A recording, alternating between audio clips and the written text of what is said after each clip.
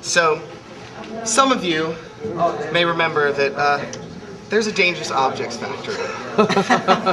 Now, this isn't the same dangerous objects factory that you may be familiar with, but really, dangerous objects have to be made.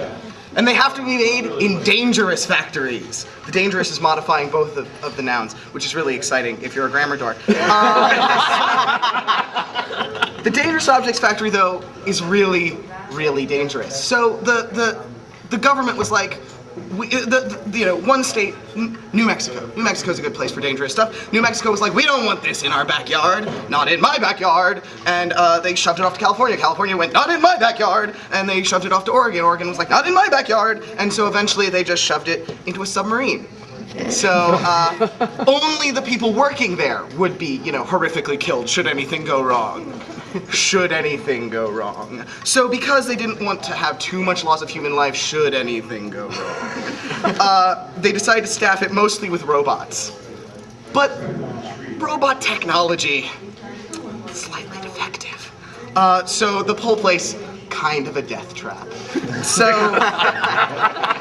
it's run by a skeleton crew. Skeleton crew of a troubled loner that no one really pays much attention to, and he's the foreman. And the dude who always says dude, who's the engineer. They got these jobs, the troubled loner that no one really pays much attention to because no one really pays much attention to him.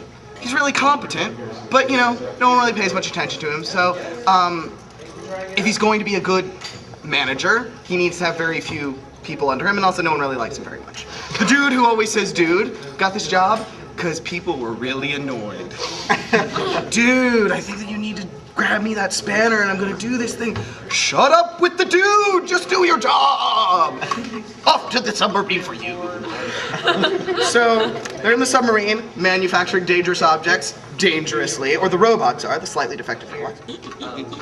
They're making the dangerous objects, widgets and sprockets and all that sort of stuff that are not so dangerous, but in this world they are. So, one of the slightly defective robots decides to be more than slightly defective and starts making lots of strange noises.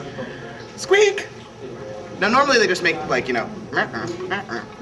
it's starting to go squeak every time it reaches forward. Squeak! Squeak! And it's echoing all throughout the submarine. Squeak! Squeak! Oh my god. It's driving the troubled loner that no one really pays much attention to crazy.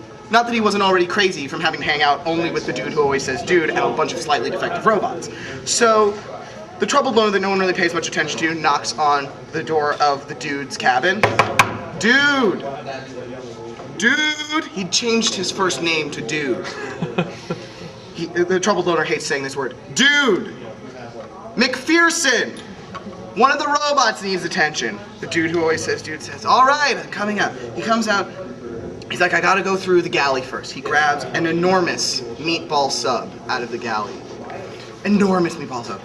Meatball sub long as your arm. He's trying to eat, he's eating it with two hands as he's walking.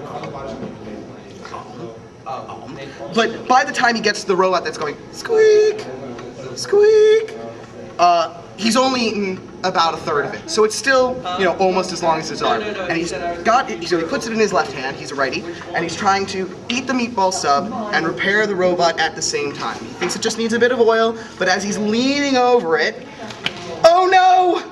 All of the marinara sauce, all of the meatballs, all of the bread, all of it falls into the robot that was going squeak. So now instead of going squeak, it's going squeak, squeak.